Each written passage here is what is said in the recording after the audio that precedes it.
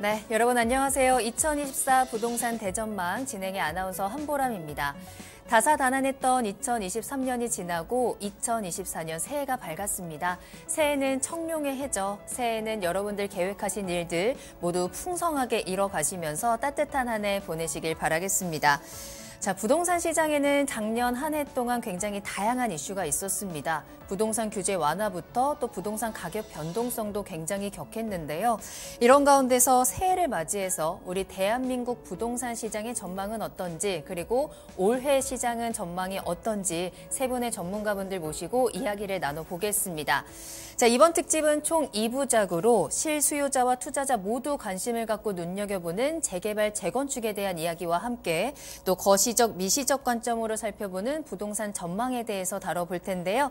자, 오늘은 2024 부동산 대전망의 첫 번째 챕터, 바로 재개발, 재건축에 대해서 이야기 나눠보겠습니다. 세 분의 전문가 소개해드립니다. 이승훈 소장님, 송승현 대표님, 김예린 변호사 스튜디오에 모셨습니다. 안녕하십니까? 네, 안녕하세요. 네, 반갑습니다. 새해 복 많이 받으시고요. 새해 복 많이 받으시고요. 네, 맞습니다. 네, 과연 오늘 세 분과 함께 2024년 부동산 전망이 어떨지, 특히나 오늘은 많은 분들 관심 가지고 계시는 재개발, 재건축 시장에 대해서 조금 더 꼼꼼하게 짚어보도록 하겠습니다. 자, 그럼 먼저 바로 질문 드리도록 할게요. 일단은 2023년 부동산 시장도 좋아지는 듯 하다가 조금 주춤해지면서 참 많은 분들이 고생을 하셨을 텐데요. 그중에서도 재개발, 재건축에 정말 많은 투자자분들 또 실수요자분들이 관심을 가지고 있는데, 일단 재개발 시장 2023년엔 어땠고 현재 상황은 어떻게 진행이 되고 있을까요? 23년도 재개발 시장도 사실 그 부동산, 그러니까 일반적인 아파트 시장과 비슷하게 연동해서 움직였다고 보여집니다. 아무래도 이제 재개발이라는나 재건축 같은 정비구역 사업지도 결국은 최종 완성되고 나서의 가격이 어떻게 되는지가 사업성 여부에 많이 판단되다 보니까 이 아파트 가격에 비례해 갖고 움직이는 케이스가 많이 있거든요. 그래서 23년도가 우리가 사실은 22년도에 워낙에 많이 가격이 하락을 하고, 그다음에 23년도는 소폭 반등을 했죠. 22년 저점 대비해서. 물론 고점은 아직 탔지 못했습니다만, 그게 비록 그 13 대책이라든가 대출 완화 이런 정책적인 환경에 힘입어서 된 거라서, 사실 10월 달 이후에 대출이 이제 어느 정도 마무리가 되면서 이제 11월 달 이럴 때부터는 다시 좀 가격이 주춤한 모습을 보이긴 합니다만, 내년 시장에서는 다시 또 금리 인하 이런 시그널도 있고 하니까 좀 좋아지지 않을까라고 보고 있고요. 근데 이제 기본적으로 기존의 아파트 같은 것들은 이제 실수요자들이 많이 이제 움직이는 그런 시장인 반면에, 재개발 같은 경우는 낡고 오래된 그런 작은 빌라에 누가 몸테크를 하고서 하진 않거든요. 네, 그러니까 그쪽은 이제 실수요라기보다는 주로 이제 투자자 시장인데, 이제 투자자분들 중에서도 이제 좀 발빠르게 움직이시는 분들은 이제 좀 선제적으로 좀 움직이려고 하는 모습을 보입니다. 왜냐하면 어차피 가격이 올라가는 모습이 보인다 그러면 미리 들어가 놓는 게 좋기 때문에. 그래서 하반기에 이제 그러한 어떤 금리 인하라든가 이런 좀 대출 환경이라든가 이런 거 좀 풀리는 모습이 보여진다 그러면 이런 일반적인 아파트보다는 재개발 쪽으로 움직이는 분들이 좀 있지 않을까 해서 올해보다는 내년이 조금은 더 낫지 않을까라고 이제 판단을 하고 있죠. 네네. 조금 더 그래도 긍정적으로 그렇죠. 흘러가지 않을까. 네, 네네. 아직 이게 헷갈리시죠? 그럴 수 있습니다. 근데 또 이제 지난해 워낙에 또 재개발, 재건축 시장에서 핫했던 이슈들이 많아서 그런 부분들이 또 내년, 이제 올해 2024년 재개발 시장에는 또 어떻게 흘러갈지 좀 궁금한데요. 작년에 재개발, 재건축 시장 같은 경우에는 말씀하신 대로 이제 부동산 시장과 연동되는 부분들이 있어서 사실 거래가 많다거나 좋지는 않았죠. 좋지는 않았는데 이제 여러 가지 측면에서 좀 보실 수는 있을 것 같아요. 일단 말씀하신 것처럼 규제 완화라던가, 그리고 서울시에서는 신통기의 모아타운, 그리고 정부에서는 또 안전진단 규제 완화 이런 것들 때문에 초기 재건축, 재개발 단지들이 조금 각광을 받았다라고 보실 수가 있고, 그 중에서도 사실 이제 신통기획이나 모아타운 이런 것들 자체를 좀 홍보를 하기 위해서는 아무래도 이제 이름 있는 단지들이 먼저 시작을 해야 홍보 효과가 있기 때문에 강남이라던가 목동이라던가 상계동이라던가 그리고 여의도라던가 이렇게 좀 우리가 잘 알고 있는 재건축 단지들 위주로 조금 관심을 많이 받았던 것 같고요. 근데 다만 이제 한계가 명확한 거는 어쨌든 간에 수익성이 지금 떨어질 수밖에 없는 구조는 맞거든요. 이게 부동산 경기 자체가 안 좋다 보니까 일반 분양가를 어떻게 책정하느냐에 따라서 이제 청약 경쟁률이 굉장히 많이 달라지는 시장이었기 때문에 사실 분양가 책정을 뭐 마냥 높일 수도 없는 상황이고, 예, 그렇게 되면은 이제 그 재개발 재건축 사업 자체도 일반 분양 수입이 줄어들기 때문에 이제 조합원들이 부담을 해야 되는 비용이 늘어나게 되는 거죠. 네. 거기다가 최근에 이제 공사비 갈등이라던가 뭐 금리 인상이라던가 이런 것들은 사업비 전체 인상을 가져올 수밖에 없기 때문에 결국에는 이제 전체적으로 사업 수익성이 많이 떨어지게 된다라는 점에서 좀 활성화가 되기는 좀 어려웠던 시장이었던 것 같아요. 맞아요. 재개발, 재건축에서 계속해서 그래서 공사가 미뤄지고 그러다 보니까 조합원들도 계속해서 좀 갈등도 생기고 이런 이슈들도 있었던 것 같습니다. 송승현 대표님께서는 어떻게 보세요? 재개발 그리고 재건축까지도 좀 넓게 본다라면 네. 그래도 위축된 시장 안에서 2023년도 그래도 조금 각광을 받았던 상품은 재개발, 재건축이다라고 보는 입장이거든요. 네. 전반적으로 봤을 때 일단은 이 재개발, 재건축을 통해서 만들어졌던 그 분양 상품들, 분양에 대한 그 시장을 주도를 했던 게 이 재개발, 재건축 사업장이에요. 그래서 지금 일반적으로 봤을 때는 어떤 뭐 분양에 대한 그 미분양 추이나 또 시장의 청약 경쟁률 저조 뭐 이런 거 대비했을 때 봤을 때는 재개발 재건축이 항상 꾸준하게 좋은 성적을 가져왔거든요. 특히나 뭐 강북권에서 상승을 주도를 했던 대표적인 지역들 뭐 이런 것들 중에서도 동대문에 있는 청량리 7구역 주택 재개발 같은 경우는 여기가 이제 주택 공급해서 롯데캐슬 하이루체라는 것으로 공급을 했거든요. 여기에 청약 경쟁률이 242대 1 정도 나왔고요. 네. 예, 그리고 이게 서울에 국한된 거냐라고 봤을 때 지방권 같은 경우 두산자이라는 아이파크 이곳도 개발을 했었는데 여기가 대전시의 숭어리샘 주택 재건축 정비 사업이거든요. 여기도 한 66대 1 정도 나올 정도로 서울과 또 수도권 그리고 넓게 지방까지도 재개발 재건축이 또 일반 그 분양 시장에서는 가장 뭐 대여급이고 또 청약 경쟁률을 끌어올리는 그래도 역할을 해왔던 곳이 2023년도에 재개발 시장이다라고 봐야 될 것 같습니다. 말씀해 주신 것처럼 조금은 어렵고 침체되어 있었던 부동산 시장에서 그래도 우리 투자자들이나 실수요자들이 좀 한 구석에 기댈 수 있는 한 부분이었던 것이 바로 재개발, 재건축이었던 것 같은데요. 네, 사업이 시행되는데 여러 가지 또 걸림돌이 있는 게 규제이기도 하잖아요. 이제 얼마 전에 또 윤석열 대통령이 재개발, 재건축 사업 절차를 원점에서 재검토하겠다라는 뜻을 밝히기도 했고 도심에 더욱더 많은 주택들이 공급되게 하겠다라는 의도였는데 그렇다면 정말로 어느 정도 지금 한계점이 있는 이 주택 공급이 규제가 좀 완화가 된다면 좀 물꼬가 트일까요? 변호사님의 의견부터 들어볼게요. 네, 말씀하신 대로 이제 여러 가지 규제 완화 정책이 있었는데 대표적으로 이제 재개발 정비구역 자체를 좀 그 지정하는데 좀 쉽게 만드는 그 주거 정비 지수 폐지라던가 그리고 구역 절차 자체를 좀 간소화시키는 부분이라던가 그리고 재건축에서는 안전진단 규제 완화 같은 것들이 이번에 되게 이슈가 됐었는데요. 근데 뭐 이런 부분들 보면은 다 초기 재건축 재개발 단계에 국한이 돼 있다라고 보시면 돼요. 네, 그렇기 때문에 사실 주택 공급까지는 굉장히 오랜 시간이 걸릴 수가 있는 문제인 거죠. 이 허들을 하나 넘었다라고 하더라도 향후에 이제 입주까지는 뭐 10년 이상 바라보셔야 되는 부분이 있기 때문에 좀 공급을 논하기에는 아직 좀 부적절한 측면이 있는 것 같아요. 그렇군요. 같은 의견이실까요? 예, 지금 방금 말씀하셨던 것처럼 완화된 부분이 초기 재건축 재개발은 좀 빠르게 움직일 수 있는 부분이 있는데 일단은 서울의 주택 공급이 굉장히 부족하기 때문에 사실 재개발이나 재건축 같은 그러니까 서울의 주택 공급이 부족한 것은 누구나 알고 있는 사실인데 공급을 위해서는 땅이 없기 때문에 나대지가 없기 때문에 결국은 정비구역 방식밖에 안 되거든요.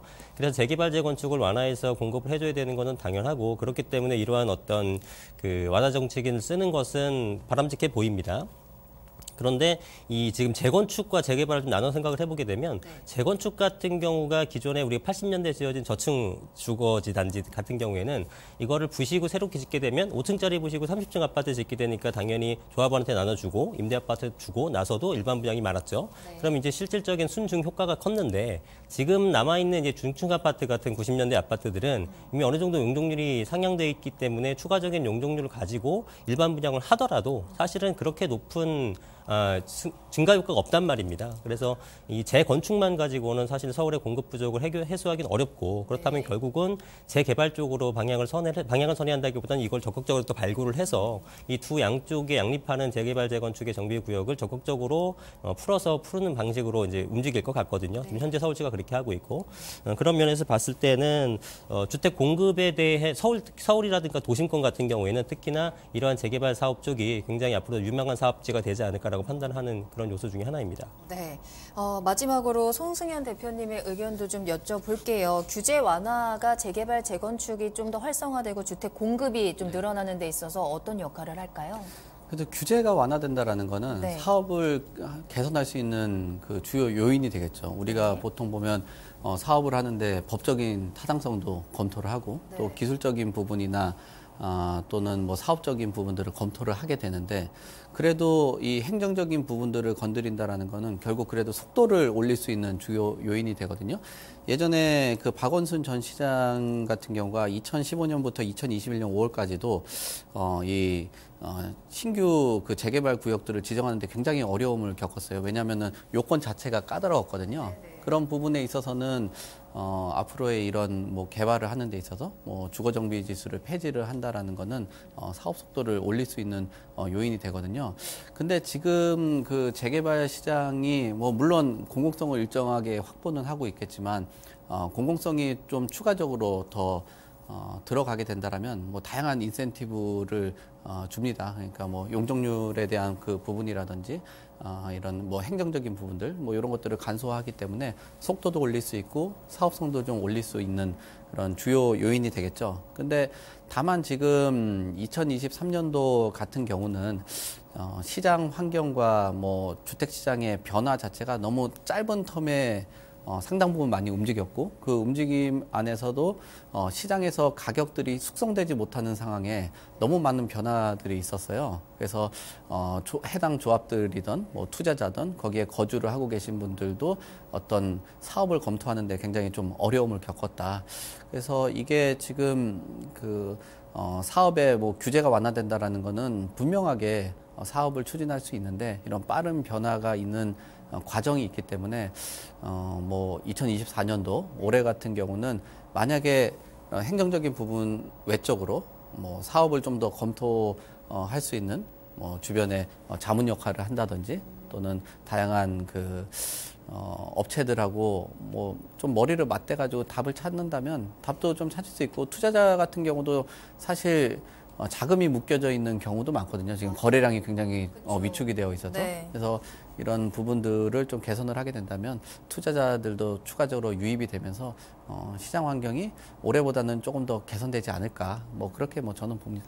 말씀을 듣다 보니까 이제 추가적으로 궁금한 부분은 현재 규제 완화들이 초기 단계에 조금 더 몰려 있다라고 말씀을 하셨잖아요. 그러면 조금 더 그 중간 단계에서 사업성이나든지 재개발에 좀 주택 공급에 도움이 되려면 또 어떤 제도들이나 어떤 규제가 조금 더 개선이 되면 좋을까요? 혹시 생각하고 계신 규제가 있으실까요? 뭐 지금 최근에 거래가 잘 안 되는 부분 중에 하나는 이제 공사비라든가 또 이런 부분들이 이제 많이 증액이 됐잖아요. 근데 이제 보통 사업성이 나오게 되면 속도는 빨라지기 마련이고 사업성이 없으면 속도가 당연히 느려지는 건데 뭐 당연히 이해는 합니다만 우리가 이제 공공기여 측면에서 임대아파트라든가 이런 것들을 내놓게 되잖아요. 근데 그 비율이 이제 계속 조정이 돼 왔죠. 근데 그 비율이 높거나 하게 되면은 사실은 사업성이 뺏기는 입장이거든요. 조합 입장에서는. 그러면은 경기도 안 좋은데 그렇게 이런 그 내보내는 비용까지 늘어나게 되면은 당연히 사업의 진척이 안 되죠. 결국은 이거는 재개발 재건축은 건축 지정해주고 민허가 받는 거는 관에서 받는 거긴 하지만 주도를 하는 것은 결국 조합원들이거든요. 그래서 그런 것들을 좀 속도를 내기 위해서는 그런 그 임대주택이라든가 공공기여의 비율을 조금 줄여주는 것도 하나의 방법이 아닐까 생각이 듭니다. 그 말씀하신 대로 사업 수익성이나 뭐 이런 것들이 사실 어느 정도 뒷받침이 돼야 재개발 재건축 사업이 빨리 갈 수밖에 없거든요. 왜냐하면 재개발 재건축 이제 구역 지역에 뭐 토지 같은 것들을 갖고 계신 분들, 조합원이라고 부르는데 이분들은 이제 향후에 내가 새 아파트에 입주하게 될 때 얼마의 비용을 부담하는지에 굉장히 예민하거든요. 그래서 이런 것들로 인해서 최근에도 보면은 이제 상계 2구역 같은 경우에도 뭐 추가 분담금이 한 1, 2억씩 오르니까 관리처분 계획안 자체가 총회에서 부결이 됐어요. 네, 그런 형태로 이제 주민들의 어떤 의지라던가 단합이라던가 이런 것들에 따라서 재개발, 재건축 속도가 확연히 달라질 수가 있기 때문에 여러 가지 이제 재개발, 재건축 사업 수익성을 높이는 방향으로 좀 규제 완화가 돼야 될 필요가 있을 텐데, 근데 사실 이거는 좀 조절을 해야겠죠. 그리고 또 하나 어려움을 겪는 거는 이제 이주 문제죠. 이주 단계에서 이게 이주비 대출 같은 경우에는 조합원들은 보통 주택담보대출을 받는 개념이기 때문에 이게 그 금융 정책에 따라서 이게 내가 대출을 받을 수 있는 한도가 확연히 달라지거든요. 그렇게 되면은 사실 이제 거기 거주를 하시거나 아니면 뭐 세를 주신다고 하더라도 세입자한테 임대차 보증금 돌려주셔야 되는데 이 이주비 대출이 원활하게 안 된다라고 하면은 뭐 이런 것들이 사실 조금 어려워질 수가 있는 거죠. 근데 지금 현재로서는 뭐 시공사에서 이제 이주비에 관한 어떤 그 무상 제공을 한다거나 뭐 이런 부분들은 법적으로 좀 허용이 되지 않고 있는 부분들이 있어서 이런 것들을 좀 현실에 맞춰서 개선할 필요가 있을 것 같아요. 네. 자, 그리고 재개발, 재건축에서 이제 빼놓을 수 없는 지역 중에 하나가 일기 신도시가 아닐까 싶습니다. 또 이 지역의 부동산을 가지고 계신 분들은 참 오랫동안 기다리시고 관심을 가지셨을 텐데 일단 일기 신도시 특별법이 국회를 통과했습니다. 그렇다면 이 부분은 해당 지역에는 좀 호재가 아닐까라는 생각이 드는데요. 어떻게 생각하실까요? 뭐 호재로 작용을 해야 되죠. 근데 그 호재의 그 작용이 크게 못 미치는 것 같아요. 아, 그래요? 예, 지금 상황에서는 사실 시장 전체, 그러니까 시장 전체 중에서도 지금 서울이 최근 들어서 하락 전환을 했거든요. 네. 그 하락 전환의 그 여파가 수도권까지도 퍼질 수 있다라고 보는데 결국 시장을 견인을 하고 시장을 리딩을 하는 거는 서울시인데 서울시의 그 흐름이 좋지 않은 그런 상황이기 때문에 지금 이런 호재가 그렇게 크게 반영이 못 되는 것 같아요. 국토부 실거래가 시스템 최근 보더라도 일산 동구에 있는 식사동의 위시티 블루밍 아파트 39평 같은 경우도 23년 12월 16일 같은 경우 한 4,200만 원이 하락을 했어요. 그래서 6억 1,800 정도의 거래가 됐고요. 그다음 일산 서구에 있는 후곡마을 15단지도 직전 거래 8월 30일 대비했을 때 4,500만 원 정도 하락을 한 상황입니다. 특히나 그 구별로 보면은 일산 서구가 한 55건 정도 되는데 그 중에 한 36건 정도가 거의 하락 거래 위주로 일어난 거예요. 이게 뭐 특별법의 수혜 지역이다라고 좀 보기는 어려운 상황이고요. 그다음에 12월 기준으로 봤을 때도 전반적으로 뭐 KB 부동산이라든지 한국 부동산이라든지 이런 것들 추세가 마이너스 전환된 지가 좀 된 상황이라서 지금 아무리 이런 특별한 그 법이 적용되는 그 일기 신도시라고 해도 조금 그런 부분에 있어서는 좀 한계가 좀 있지 않을까라고 보고요. 만약에 일기 신도시에서 기대를 해본다라면은 결국은 서울하고 좀 인접하고 서울하고의 주택 가격의 좀 뭐 규모 뭐 이런 것들이 좀 비슷한 지역들. 그러니까 뭐 소위 분당이라고 하는 지역들이 조금 더 눈에 부각이 되고 나면 뭐 일산이라든지 타 그 일기 신도시들이 움직일 수 있는 상황이지 지금 서울 전체 시각이 힘들고 또 분당 지역이 일기 신도시의 가격을 리딩하지 못한다면은 뭐 아무리 특별법이라고 해도 특별히 혼자 가격이 올라가는 거는 좀 한계가 있다. 뭐 저는 그렇게 봅니다. 그래요. 일기 신도시가 좀 많이 답답할 것 같은데 어떻게 보세요? 분위기 어떤가요? 분위기는 말씀하셨던 것처럼 시장이 이렇게 확 이렇게 좋아진 반전은 없고요. 사실 여전히 조용한 상태고 그게 뭐 사실 일기 신도시가 이번에 갑자기 나온 건 아니고 그 전부터 나왔는데 이제 조금 더 구체화됐고 이제 통과됐다라는 거였는데 그래서 사실 시장에서도 반짝하지 않을까라는 기대감은 있었습니다만 실제로는 그렇지 않고 우리 방금 말씀하셨던 것처럼 가격에서 보다시피 5개 일기 신도시 수도권에 있는 5개 위성도시가 모두 다 빠졌거든요.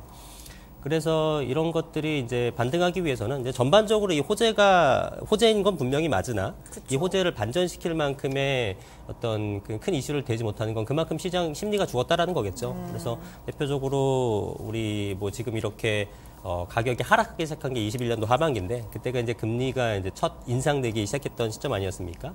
그래서 유동성이 많이 시장에 죽어 있기 때문에 이걸 공급하는 어떤 그런 부분이 유동성이 좀 활성화돼야지만 가격이 살아날 텐데 올해는 그게 대출로서 연명을 했지만 내년에 이제 가계대출이 계속 증대되고 있기 때문에 이런 부분에 대해서 기대가 안 된다면 결국은 금리가 좀 살아나줘야 되거든요.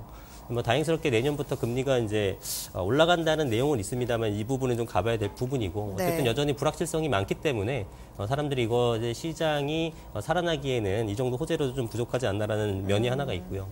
또 하나는 이 용적률 상향이라는 부분이 이제 포인트거든요.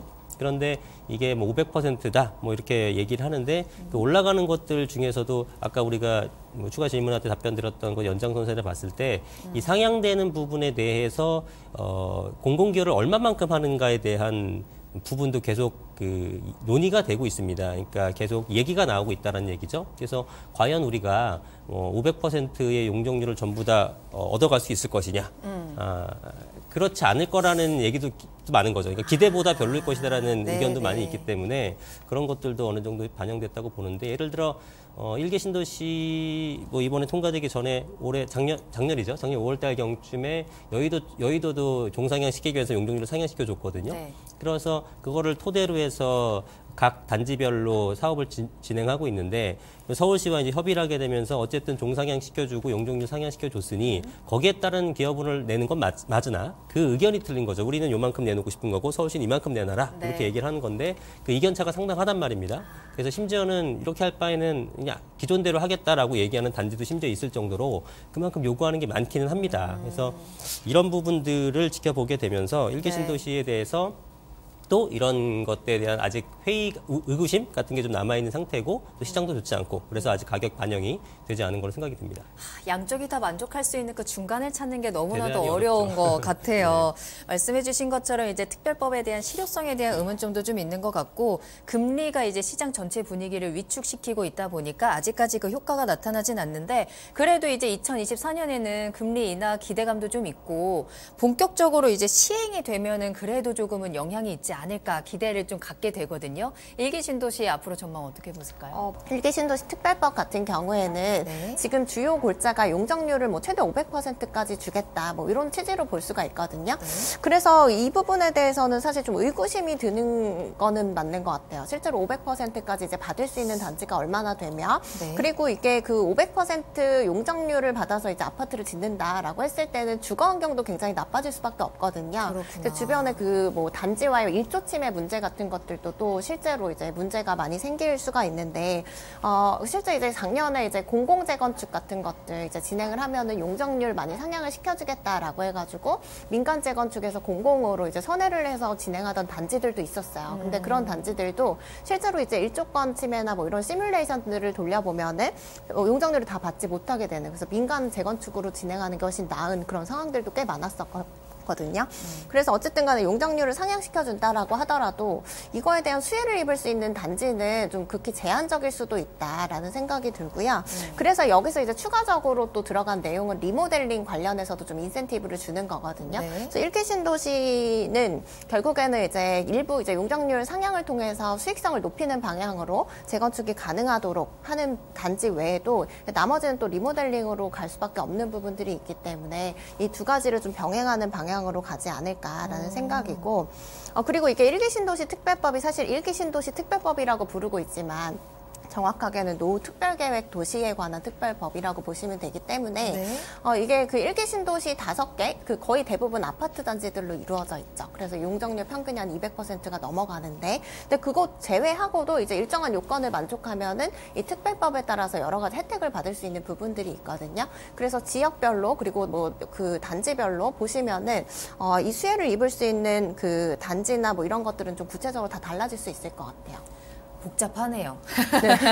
일기 신도시에 관심을 가지고 계신 분들이라면 어느 정도의 혜택을 내가 어느 지역에서 받아갈 수 있을지 굉장히 꼼꼼하게 살펴보셔야 될 것 같습니다. 자, 그리고 이제 서울시가 추진하는 사업들 중에 이제 신속 통합기획과 모아타운이라는 게 있는데 두 가지 한번 살펴볼게요. 그 중에서 신통기획을 먼저 이야기를 해볼까 하는데 일단 현재 제대로 진행이 되고 있는 건지가 궁금하거든요. 지정은 많이 했습니다. 네, 지정은 맞아요. 많이 했고 서울시 40개인가? 50개인가? 그렇죠. 그렇죠. 예, 그리고 추가적으로 계속 지정하고 있고 네네. 올해도 많이 한다고 얘기는 했고요. 네.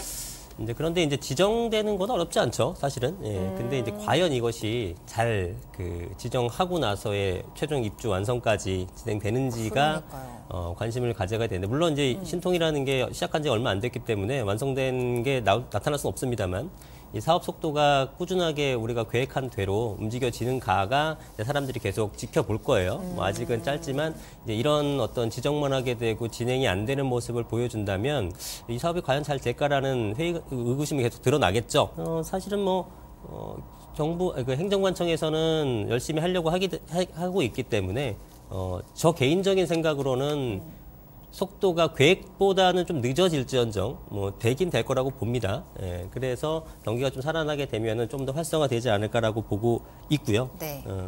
그리고 이제 신통이든 뭐 모아타운이든 재개발이든 요즘 들어 작년이나 이제 올해 들어서도 그렇게 진행되겠습니다만 투자 수요들이나 이런 분들이 움직이는 것들은 굉장히 좋은 입지만 선호를 합니다. 예, 어쩔 수 없죠. 그래서 사실은 우리가 경기가 좋을 때는 20년도, 19년도 이럴 때는 전국이 다 올랐죠.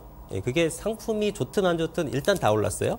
그런데 이렇게 좀 불황기에는 이제 좀 옥석을 가리는 그런 형태로 움직이거든요. 네. 그래서 좀 좋은 지역 같은 경우는 이미 전고점을 회복했거나 거의 90%, 95% 회복한 지역이 있는 반면 어떤 것들은 떨어지고 나서도 회복을 전혀 못한 지역도 있습니다. 그게 이제 어떤 급지의 차이겠죠. 네, 이런 부분을 감안했을 때 신통이든 뭐하든 이런 그 정비구역 쪽도 요즘에 뭐 용산이나 아니면 한강변이라든가 뭐 이런 쪽 위주로 많이 거래가 되고 있고, 외곽 쪽에서는 아무래도 상대적으로 좀 거래량이 떨어지는 모습을 보이고 있는 그런 모습도 하나의 특징이라고 살펴볼 수 있겠습니다. 또 계속해서 그러면 연결해서 질문을 드리자면 이제 신통기업과 함께 모아타운 같이 좀 엮어서 살펴보자면 이제 규제가 완화되면 모아타운도 조금 더 탄력을 받지 않겠느냐라는 예상들도 있기는 하더라고요. 모아타운의 현재 상황은 어떨까요? 비슷합니다. 모아타운, 예, 그 모아타운도 사실 마찬가지예요. 지정은 됐고 아직 완성된 게 없다. 다만 비교를 많이 하더라고요. 신통기획이 나으냐, 모아타운이 나으냐. 신토 뭐 둘 다 이제 개발해서 된다는 관점은 있습니다만, 모아타운 같은 경우는 정확하게 얘기하면은 모든 섹터가 한 번에 한 단지로 개발되는 게 아니라 이제 가로주택 형태로 조그만 블록들이 모여서 그야말로 모아타운이 된 그런 개념이기 때문에 어떤 완성된 후에 가치로 따지면 신통으로 통합 개발된 것들이나 재개발로 통합된 것들이 더 높다고 해야겠죠. 우리가 뭐 나홀로 아파트보다는 대단지 아파트를 선호하듯이 똑같은 입지라고 하더라도, 다만 신통으로 지정되게 되면 토지거래 허가구역으로 지정되고 이런 부분이 있다 보니까 사실 투자의 관점에서 좀 편하게 할 수 있는 것들은 모아타운이라든가 이런 부분이 있고요. 이제 모아타운 같은 경우에는 이걸 쪼개서 할 수 있다라는 이 나온 발생 배경은 뭐냐면, 재개발 같은 경우에도 좀 입지가 좋은 곳에서는 일군 브랜드 건설사들이 달라붙고 이렇게 시공권을 따내려고 노력들은 하는데, 약간 외곽으로 처지거나 이런 것들에 대해서는 사업성도 안 나오니까 이런 데서는 재개발이 점점 더 힘들거든요. 근데 사실은 그런 쪽이 더 낙후돼 있고, 또 공공적 성격에서는 그걸 먼저 개발해 줘야 되는 불구하고 역세권에 좋은 지역에 좋은 입지만 먼저 재개발이 되고 이런 건 더 뒤로 처지다 보니까 그런 걸 행정력을 좀 감안해서 좀 도와줌으로써 재개발을 시켜보자는 관점에서 모아타운이 발생한 거거든요. 그러니까 뭐 저층 주거지라든가 비역세권 여부라든가 이런 것들에서 모아타운이 좀 활성화될 걸로 보여지고, 그게 또 대규모로 많은 사람들의 동의를 얻는 거기보다는 소규모 블록별로 받는 형태가 되다 보니까, 그런 형태로 하게 되면은 나름대로 그 모아타운이 좀 활성화되는데 상당히 도움되지 않을까. 지금 낙후된 지역을 개발해 주는 데 도움이 되지 않을까라는 관점에서는 모아타운이 상당히 좋은 것 같다는 판단이 듭니다. 그리고 신통과 다르게 이제 모아타운은 시범 지역이 있었거든요. 그 번동, 강북구 번동 쪽하고 중랑구 면목동 쪽인데, 다행스럽게 그 시범 사업지는 좀 어느 정도 속도를 내고 있는 면이 있기 때문에 그런 것들이 어느 정도 가시권에 들어오고 시각적으로 완성된 모습을 보여준다면, 지금 여러 가지 모아타운 추진하는 지역들도 조금 더 속도를 낼 수 있지 않을까라고 판단하고 있습니다. 네, 김예린 변호사님께서는 신통기획, 모아타운 어떤 방향성, 어떤 의견 갖고 계세요? 네, 이 신통기획과 모아타운은 그 대상지 자체가 다르다라고 보시면 돼요. 그래서 신통기획 같은 경우에는 보통 이제 대규모 재개발, 재건축 상대로 해서 뭐 그 구역 지정에 걸리는 시간을 줄여준다거나, 그리고 또 용적률 인센티브나 뭐 이런 것들을 부여해서 사업 수익성을 높여주는 방향으로 가는 거죠.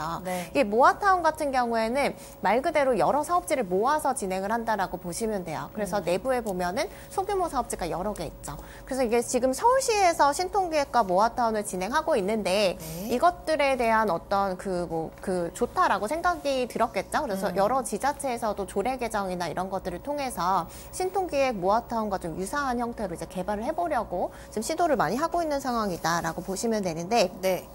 먼저 신통기획 같은 경우에는 사실 처음에는 뭐 강남 재건축이라던가 뭐 여의도라던가 이런 쪽에서 참여율이 굉장히 저조했어요. 그래서 이제 서울시에서 많이 홍보하고 우리는 이제 민간 재개발 재건축인데 인센티브만 주는 거지 뭐 공공기업 그렇게 많이 요구하지 않는다라고 해가지고 네. 그 참여를 유도를 했고 또 자문 방식이나 이런 것들을 도입해서 지금 현재 뭐 압구정, 여의도 뭐 이런 곳들에서 지금 활발하게 좀 진행이 되고 있다라고 보시면 되는데 이게 문제는 이렇게 인센티브를 줄 때는 거기에 따른 공공기업분이 높아질 수밖에 없게 되는 거잖아요. 그렇죠. 근데 이 부분에 관한 뭐 구체적인 지침이나 뭐 이런 것들이 마련되어 있지는 않아요. 그래서 서울시에서 사실 이건 민간에서 결정하는 거고 서울시는 도와줄 뿐이다라고 했지만 실제로 이제 압구정 3구역 같은 경우에는 시공자 그 설계자 선정할 때 그때도 이제 서울시에서 좀 압력을 가한 부분들이 있고 여의도 한양 아파트도 마찬가지거든요. 그래서 시공사 네. 선정 단계부터 이제 좀 서울시가 개입하는 모습들을 보여주니까 원래 일반적으로 민간 재개발 재건축 진행할 때는 뭐 어쨌든 간에 조금 하자가 있더라도 조합원들이 결정하는 방향대로 이제 대부분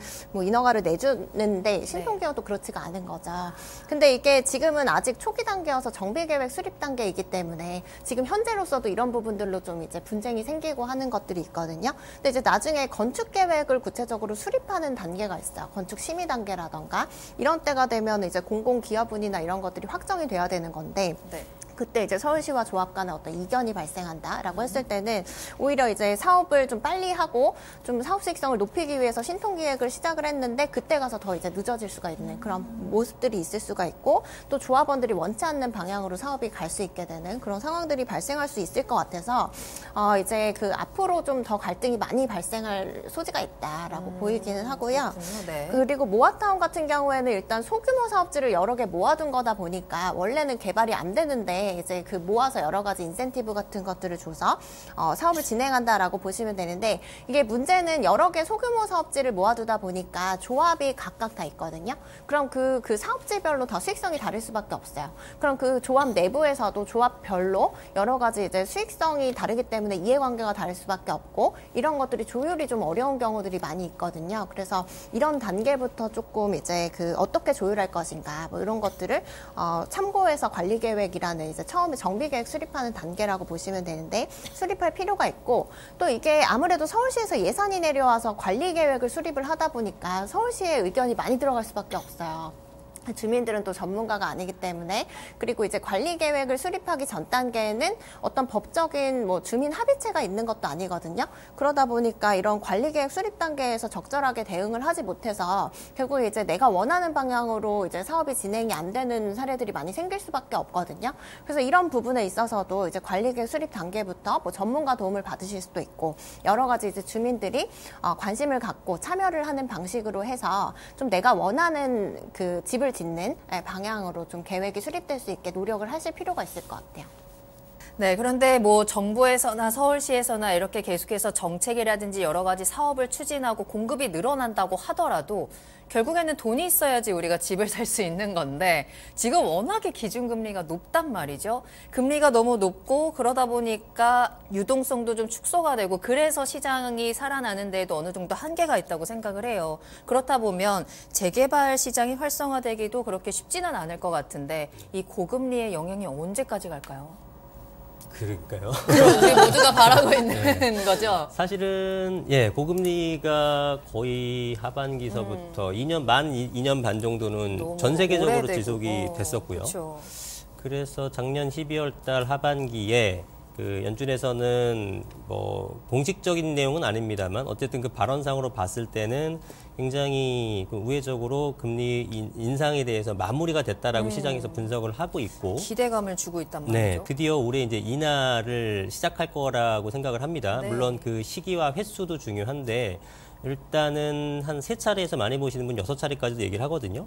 그러면 한 3-4차례 정도 한다 그러면은 한 1%포인트까지도 내려갈 수 있다라고 이제 보는 거고, 물론 이제 한은 총재께서는 연준 그 의장의 발언에 대해서 조금 더 보수적인 시각으로 좀 길게 현 상황을 유지하지 않겠느냐라는 말씀도 하셨습니다만, 전체적으로 보는 시각에서는 금리 인하가 드디어 임박하지 않았느냐라고 생각을 합니다. 미국의 경기가 그다지 좋지 않은 모습들을 이제 몇몇 군데서 보이다 보니까 금리 인하하지 않고 버틸 수가 없을 것이다라는 시각이 우세하기 때문에 이러한 상황을 봤을 때는 우리도 결국은 금리 인하가 미국과 똑같은 횟수는 아니더라도 네. 시작은 할 것 같고 그러면 이게 금리가 인하가 된다라는 어떤 이 부분이 물론 예전에 비해서는 굉장히 높은 그 기준금리를 유지하고 있기 때문에 한두 차례 내린다고 해서 그것이 예전의 저금리 상황으로 돌변하는 건 아닙니다만 네.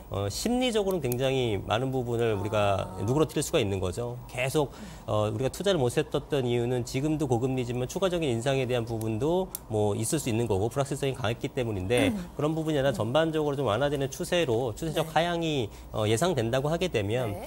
그중에서는 좀 여유가 있으면서 발빠른 투자자들은 좀 선제적으로 할 수도 있거든요. 또 정보 습득력도 빠르기 때문에 그런 움직임이 있게 되게 되면 네. 아무래도 좋은 지역 위주로 먼저 좀 움직임을 보일 것 같고 네. 그렇게 되면은 순차적으로 가격이 뭐 소폭 반등 이상은 하지 않을까라는 생각이 들고요. 근데 지금 워낙에 금리가 높기 때문에 네.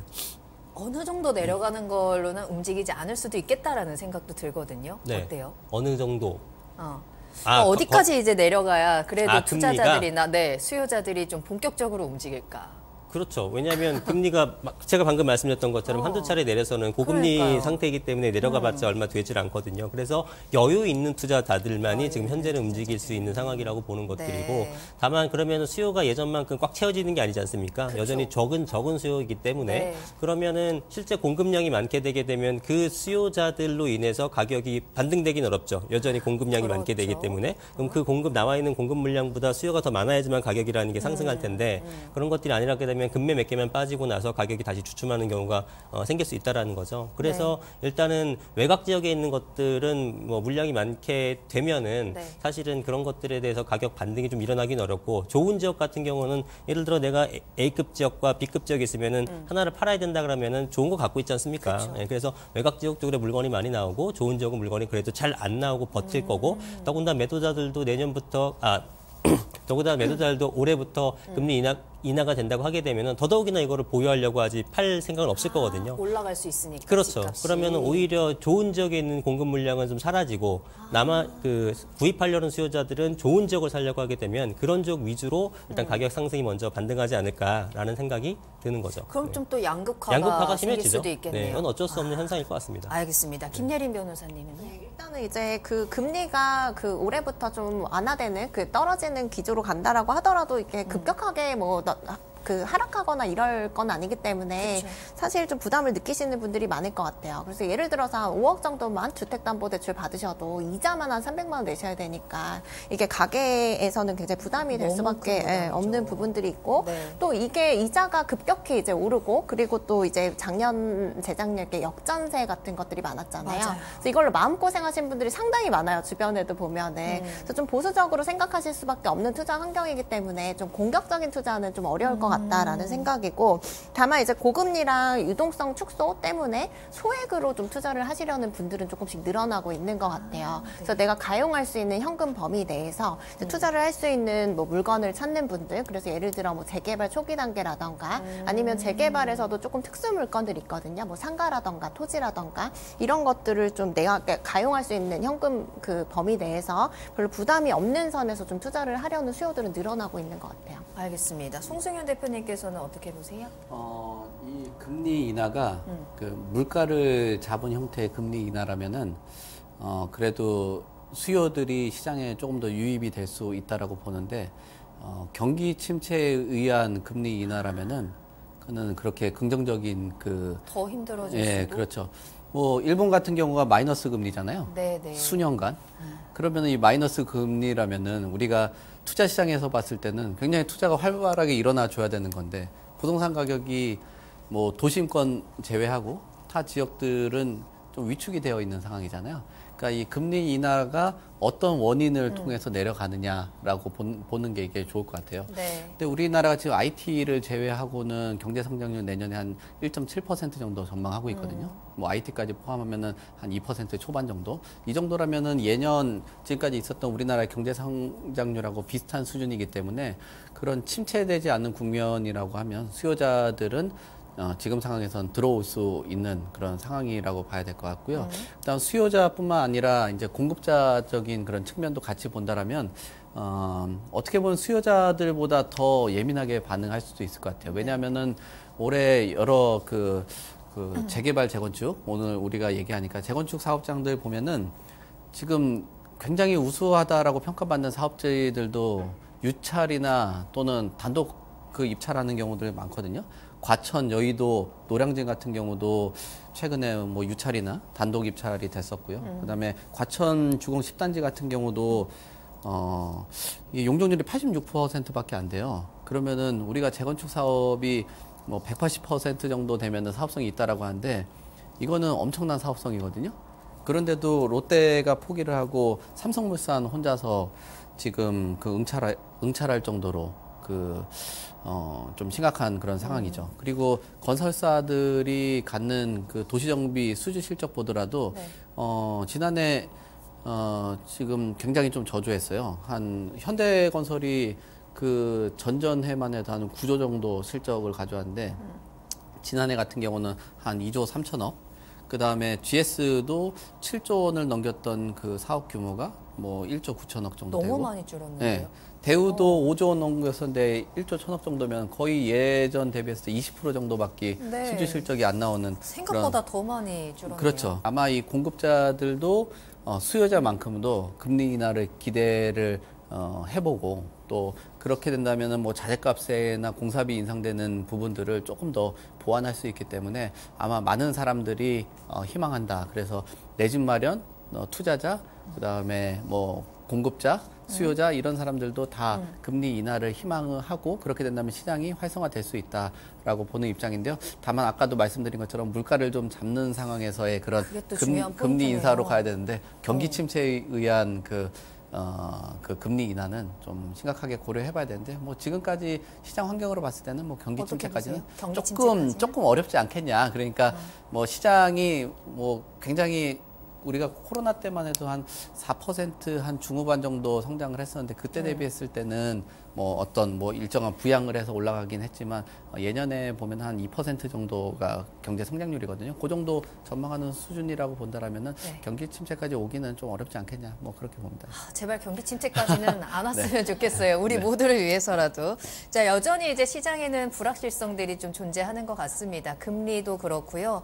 여러 가지 뭐 경기 침체 우려라든지 뭐 규제에 대한 부분도 그렇고 그렇다면 아직까지도 확실하지 않고 유동성이 완전히 살아나지 않은 시점에서 우리가 재개발 재건축에 만약에 투자를 한다고 했을 때 좀 피해야 되는 투자처라든지 주의해야 될 점들이 분명히 있을 것 같거든요. 김예린 변호사님께서는 좀 지켜보고 있는 주의점들이 좀 있으세요? 네, 일단은 초기 단계 투자 같은 경우에는 굉장히 주의하셔야 되는 거죠. 왜냐하면은 재개발 같은 경우에는 뭐 재건축보다 더 어렵다라고 보시면 돼요. 왜냐하면 재건축은 아파트 단지를 중심으로 보통 이루어지기 때문에 주민들의 소득 수준도 어느 정도 이제 보장이 되고 그리고 입지나 뭐 이런 것들도 뭐 좋은 경우가 많기 때문에 재건축은 동의율을 충족하는 것 자체가 좀 그렇게 이제 재개발에 비해서 어렵지 않다라고 보실 수가 있는데 재개발은 이해관계가 다 다르거든요. 그리고 보통 이제 정비 기반 시설이나 이런 것들이 잘 갖춰지지 않은 곳에서 되다 보니까 이제 그 주민들의 소득 수준 같은 경우도 재건축에 비해서는 좀 천차만별로 보시면 돼요. 그래서 이게 그 조합 설립을 하려면은 75% 이상 동의를 받아야 되는데 그 동의를 받는 것 자체가 이제 상당히 쉽지가 않아요. 그래서 이제 재개발 사업이 진행될 예정이다라는 말만 듣고 그 투자금이 적다라는 이유로 이제 진입을 하실 때는 이게 굉장히 위험이 높은 투자다라는 걸 인식을 하고 진입을 하셔야 될 것 같고요. 재건축 같은 경우도 마찬가지라고 보시면 돼요. 그래서 최근에 이제 뭐 재건축 초과이익 환수제가 적용이 된다거나 그리고 이제 그 저층에 좀 그 사업 수익성이 좋은 재건축 단지들은 거의 이제 개발이 마무리되는 곳들이 많아서 남아 있는 거는 뭐 용적률이 거의 200% 가까이 되는 중층 재건축 단지들이거든요. 그러다 보니까 재건축도 사업 수익성이 상당히 떨어질 수밖에 없어요. 여기다가 뭐 소형 단지들이 많이 구성이 되어 있다거나 소형 평형들이 그렇게 되면은 이제 그 조합원들이 부담해야 되는 추가 분담금이나 이런 것들이 많이 늘어날 수밖에 없거든요. 근데 이제 최근에 정부에서 완전 진단 규제 완화 같은 것들을 통해서 이제 초기 재건축 단지들이 조금 각광을 받았어요. 그리고 비교적 소액으로 또 들어갈 수 있고 이런 부분들 때문에 초기 재건축 단지에 관심을 갖는 분들이 많은데 최소한 정비 계획은 수립이 돼야 내가 이제 나중에 조합원 분양을 얼마에 받을 수 있고 비용을 어느 정도 부담해야 될 수 있다. 이런 거를 계략적으로 알 수 있거든요. 그러니까 원래는 이제 조합 설립 인가 단계였는데 최근에는 또 법이 개정이 돼서 정비 계획은 수립돼야 그런 부분들을 알 수가 있어요. 근데 이제 그 안전진단 통과했다 뭐 이런 호재들로 이제 투자를 하시게 되면은 실제로 이제 그 명확하게 사업 수익성을 알 수 없는 상태에서 좀 주변 단지에 비해서 고평가된 상태에서 또 매수를 하실 수 있는 경우가 많거든요. 그래서 그런 것들을 좀 주의 깊게 보셔야 되고 또 너무 소규모 뭐 재건축 재개발 같은 것들에 투자를 하시면은 나중에 사업도 잘 안 가고 또 비용도 많이 들어갈 수 있다라는 점을 좀 유의를 하셔야 될 것 같아요. 네, 우리 대표님께서는요? 예, 뭐 저도 비슷한 의견이고요. 일단은 사업성이 좋게 되면은 사람이 이제 혹하기 마련이죠. 그렇죠. 예, 그러면 사업성이 좋다는 얘기는 이제 좀 풀어서 설명드리게 되면 일반 분양이 많이 나온다는 얘기거든요. 거기에 대해서 철거하고 공사하는 비용에 대해서 일반 분양분의 수익분으로 상쇄를 시키는 거니까요. 그러면 그 향후에 건립되는 세대수 비해서 일반 분양이 많다라는 것은 현재 조합원 수가 적다라는 뜻이고, 현재 조합원 수가 적다라는 의미는 그 똑같은 섹터 내에서 다세대보다는 단독주택이라든가 다가구 주택이 많다는 의미가 됩니다. 쪼개진 지분보다 넓은 큰 지분이 많다는 의미가 되거든요. 그러면은 커다란 지분 내에서 나는 작은 지분 들어가서 그런 어떤 사업성의 수익을 향유할 수 있다. 소액 지분으로 이렇게 투자하는 게 이론적으로는 굉장히 바람직할지 모르겠지만 현실적으로는 그렇게 이제 커다란 지분이 있는 분들은 이게 굉장히 오래전부터 단독주택을 소유했고 또 이제 반대하는 케이스도 많습니다. 이제 단독주택 같은 경우가 다세대나 아파트에 비해서도 감정평가에 대한 부분도 굉장히 불합리한 경우가 많고 이러다 보니까 그게 굉장히 합리적인 선택 같죠. 굉장히 사업성이 좋은 곳에서 내가 저렴하게 들어갈 수 있지만 실질적으로 우리가 현장에서 봤을 때는 사업이 진행이 안 되는 케이스도 많기 때문에 그런 것들을 좀 유의하셨으면 좋겠고요. 그다음에 뭐 재건축 같은 경우에는 아까도 이제 언급이 됐습니다만 용적률이 좀 애매한 경우가 있습니다. 아예 이제 작으면 재건축으로 가고 아예 높아버려도 상관없어요. 그것도 리모델링 형태로 이제 가면 되는 건데 좀 한 180에서 220% 사이 있는 것들은 이게 재건축이 좋을지 리모델링이 좋을지 상황에 따라 틀리고 시뮬레이션 해봐야 되는 것들이 있는데 이런 부분에서는 대부분 단지에서 주민들의 의견이 갈립니다. 예, 리모델링으로 빨리 가자라는 분도 있고 리모델링보다는 완전히 철거해서 새로운 유형의 구성된 멋진 평면을 가진 재건축을 가자 하시는 분도 있는데 장단점은 있죠. 하나는 좀 속도가 내는 거고 하나는 좀 더 깔끔하게 가는 건데 거기에 대해서 이견이 생겨버리게 되면 의견을 합치하고도 굉장히 오래 걸리는 게 정비구역 사업인데 모든 단계가 다 합의니까. 네. 심지어 시작도 하기 전에 조합 추진위 구성도 뭐 2개씩 갈려지고 이렇게 되게 되면 거기가 속도가 빨리 날 수가 없죠. 그럼 그게 가격에도 영향을 미치기 때문에 그러한 단지들도 좀 피하는 게 좋겠다라고 생각이 듭니다. 네, 재개발, 재건축할 때 정말 생각할 게 많은 것 같아요. 그죠? 네. 제가 보는 그 입장으로는 뭐 현실적인 답변을 드릴까요? 좋아요. 네, 현실적인 답변은 네. 주변 시세가 낮은 지역은 아무리 그 용적률이 낮다라고 해도 답을 찾기가 어렵습니다. 왜냐하면 시원하네요. 네, 주변 시세하고 네. 연동을 하고 뭐 분양가를 산정을 하고 하다 보니까 시세가 너무 낮은 곳은 같이 가야 되니까. 그렇죠. 예, 그래서 시세가 일정하게 형성이 되어 있는 곳 그런 것들이 아까 소장님께서 계속 언급을 해왔던 뭐 위치가 좋은 입지가 좋은 그런 곳들이 해당이 되겠죠. 그리고 또 현실적으로 봤을 때는 등락의 그 폭이 있잖아요. 적은 단지는 투자를 하는 게 아니에요.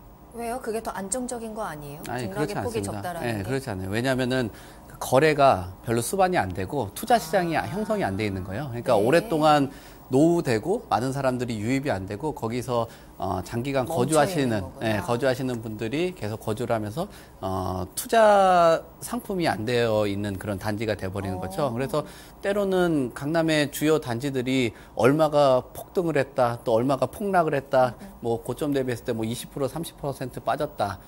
그런 것들이 투자자들이 유입이 되고 손실도 있고 또 추진하기 위해서 또 새로운 또 투자자가 또 변화가 되고 그만큼 관심도가 높고 소위 말하는 그 시장에서 좀 시끌시끌한 단지들이 오히려 개발에 대한 그 기대감들이 있거든요. 네, 등락이 네. 없다라는 거는 투자자들이 유입이 안 되고 어떤 거래가 이루어지지 않는 단지이기 때문에 그런 것들은 투자를 안 하는 게 좋다라고 보여지고요. 네. 또 현실적으로 봤을 때는 조합장의 능력 뭐 이런 것들도 봐야 중요하다고 됩니다. 하더라고요. 네, 그 능력 안에는 네. 요즘에 같은 경우는 뭐 기본적인 그 뭐 소양을 갖추고 전문 지식을 가진 조합장들이나 또 젊으신 분들도 들어오고 또 그리고 외부의 어떤 자문 그 업체들이라든지 이런 것들하고도 얘기를 긴밀하게 하면서 소통도 하고 하는데 전문성이 기본이 되어 있지 않은 상태에서 어떤 예전처럼 그 목소리만 높여가지고 하는 곳들은 사업이 진행되기가 좀 어렵습니다. 그래서 조합에 대한 그 조합장의 전문성 그리고 등락이 전혀 없는 그런 단지는 좀 피하는 게 좋고 또 주변에 있는 시세 이런 것들도 어느 정도 형성이 되어 있는 그런 곳들로 재개발이든 재건축이든 투자를 하는 게 좋겠다라고 말씀드리겠습니다. 네. 자, 그럼 마지막으로 이제 재개발, 재건축에 관심이 있으신 우리 시청자분들을 위해서 재개발, 재건축은 이럴 때 투자를 해라. 그리고 앞으로 전망이 어떨 것이다. 한 말씀씩 정리를 좀 해주실까요? 네. 예, 일단은 재개발, 재건축은 아까 서두에서도 말씀드린 것 같은데 일단 도심권으로 움직여야죠. 물론 그 도심에서 벗어난 지역에서도 재개발, 재건축이 안 되는 건 아닙니다만 그 외곽 지역이나 이런 것들은 그 주변 일대에 우리가 소위 말하는 나대지, 논밭 같은 거를 개간해서 이제 아파트를 공급할 수도 있고 하지 않습니까? 신도시 네, 방식처럼. 네. 그렇게 되게 되면은 굳이 기존에 있는 구도심을 부시지 않고도 외곽에 좀 더 편하게 지을 수 있는 방식이 있기 때문에 그렇게 된다 그러면은 구도심이 좀 낙후가 되는데도 주택 공급이 부족하지 않은 현상이 생길 수 있거든요. 그러나 서울이나 도심권에서는 결국은 그런 방식이 통하지 않기 때문에 기존의 낡은 주택을 부시는 방식밖에 없습니다. 그래서 좀 핵심 도심에서의 재개발 재건축을 좀 눈여겨 보시라고 말씀을 드리는 거고요. 그 다음에 이제 내 집 마련할 때 가장 좋은 방법이 우리가 보통은 청약을 생각하기 마련인데 청약 네. 같은 경우는 당연히 엄청난 경쟁률을 뚫어야 되지 않습니까? 그리고 조합원들이 그 재개발이든 재건축이를 조합이 먼저 가져가고 남은 것들에 대해서 일반 분양하기 마련이기 때문에 좋은 층호수를 받을 수 없다는 점과 그다음에 조합원 가격보다 더 비싸게 받아야 되는 그런 부분이 있습니다. 그래서 리스크는 분명 없습니다. 왜 청약 받으면 리스크는 전혀 없습니다만 청약 받기도 힘들고 또 더 좋지 않은 걸 더 비싼 가격에 매입하는 거기 때문에 사실은 길게 보게 되면은 조합원으로서 내가 조합원이라는 건 사실상 100% 당첨이잖아요. 네, 내가 네. 주기만은 받으니까. 네, 그리고 더 좋은 것들을 더 저렴하게 매입할 수 있는 방법이라 리스크가 아예 없는 건 아니지만 이런 방식을 통해서 내 집 마련하는 것이 가장 좋다고 판단이 듭니다. 이 재개발은 사실은 실거주하기는 굉장히 좀 어려움이 있기 때문에 만약에 실거주를 하면서 투자를 하셔야 된다는 분들은 낡았지만 아파트 같은 경우는 나름대로 관리가 잘 되니까 아파트를 선택하시면 될 것 같고 순수하게 투자를 하신다고 하게 되면은 재건축 초과이득 환수제라든가 이런 것들은 재개발에 적용이 되지 않고 뭐 이런 부분들이 좀 있어서 재개발 쪽을 좀 선호하시는 게 낫지 않을까 이렇게 정리를 해보겠습니다. 네. 김예린 변호사님, 올해 재개발, 재건축 전망 어떨까요? 저 올해를 비롯해서 재개발 재건축 투자 시장은 예전처럼 이제 시세 차익을 많이 누리기는 어렵다라고 보시면 될 것 같아요. 네. 이제 올해 공사비 같은 것들 이제 갈등이 많이 생기면서 사실 공사비가 거의 고정됐다라고 보시면 돼요. 그래서 재개발 재건축 같은 경우에 2021년 평균으로 한 500만 원대 이제 공사비가 원래 책정이 됐었는데 지금 뭐 부산의 한 구역은 거의 1,000만 원 가까이 공사비가 책정이 되기도 하고 서울 같은 경우에도 800만 원대는 돼야 공사하는 걸로 요즘에는 그렇게 되어 있기 때문에 네. 사업비 자체가 많이 올라갈 수밖에 없고 그리고 집값이 급격하게 오르지 않는 한 사실 일반 분양가는 뭐 어느 정도 고정되어 있을 수밖에 없기 때문에 사업 수익성이 엄청나게 좋은 곳을 찾기는 좀 어려울 것 같다라는 생각이고요. 또 이미 뭐 사업 수익성이 굉장히 좋은 곳들은 거의 개발이 이루어졌다라고 볼 수가 있기 때문에 또 이제 그 사업지가 남아 있는 것들 보더라도 자체적으로도 사업 수익성이 그렇게 많이 나오는 곳들이 별로 없겠죠. 그래서 이제 어떤 분들은 뭐 3천만 원 투자해서 30억 벌었다 이런 말씀 하시는데 뭐 네. 이렇게 되기는 좀 앞으로 어렵지 않을까라는 생각이 드는데 다만 이제 부동산 경기가 좀 얼어 있다 보니까 네. 금매가 좀 있을 수 있는 시장이거든요. 그래서 금매 위주로 좀 잘 거래를 하시면은 주변 시세보다 저렴하게 매수를 하시는 거기 때문에 일정 부분 시세 차익을 또 누릴 수 있는 부분들이 있어요. 그래서 뭐 예를 들어서 부가연동의 한 재개발 구역 뭐 이런 데들도 거의 프리미엄이 절반 가까이 조정된 매물들이 나오고 있고 네. 수도권은 더 이제 조정이 많이 된 매물들도 나오고 있거든요. 그래서 이런 것들을 좀 잘 노리셔서 투자를 하면 어느 정도 좀 안정적인 투자가 가능할 것 같고 다만 이제 급매라고 하더라도 프리미엄이 많이 조정된 이유가 있을 수 있거든요. 그래서 내부적인 사정들을 좀 잘 알아보시긴 하셔야 돼요. 예를 들어서 뭐 장이 19역 같은 데는 이제 사랑제일교회라는 교회가 있는데 이 교회와의 어떤 협상이 잘 되지 않아서 이제 비용이 많이 늘어나는 측면이 있어서 거래가 안 되고 프리미엄이 줄어들고 그런 네. 문제들이 있거든요. 그래서 이게 그 조합 내부에 어떤 사정이 있는지 그것 때문에 이제 가격이 좀 조정이 된 부분이 있는지 뭐 이런 것들은 좀 꼼꼼하게 보셔야 될 것 같아요. 알겠습니다. 송승현 대표님께서도 한 말씀 해주시죠. 저는 재개발, 재건축 투자하시려고 생각하시는 분들은 네. 올해 상반기를 노려보는 것도 괜찮겠다라고 생각을 좋은 하거든요. 타이밍이 올까요? 네, 원래 재개발, 재건축 사업이라는 네. 게 경기하고 뭐 집값에 대한 그 영향을 많이 받거든요.